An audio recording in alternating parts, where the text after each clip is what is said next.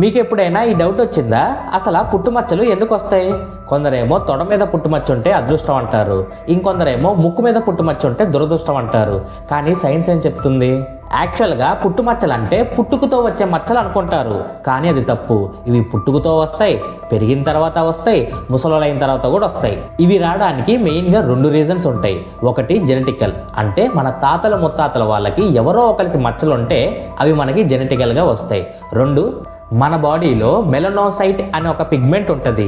ఒక పర్టికులర్ సెల్లో ఎప్పుడైతే ఈ పిగ్మెంట్ కావాల్సిన దానికన్నా ఎక్కువ రిలీజ్ అవుతుందో అప్పుడు ఈ పుట్టుమచ్చలు ఫామ్ అవుతాయి.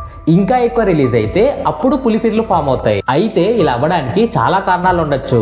ప్రెగ్నెన్సీ టైంలో కానీ, ఎక్కువ లావ్ ఉన్నా కానీ, షుగర్ ఉన్నా కానీ, ఏజ్ ఎక్కువ ఉన్నా కానీ ఇవి ఫామ్ అవుతాయి. వీటి వల్ల మనకి ఎలాంటి ప్రాబ్లం ఉండదు.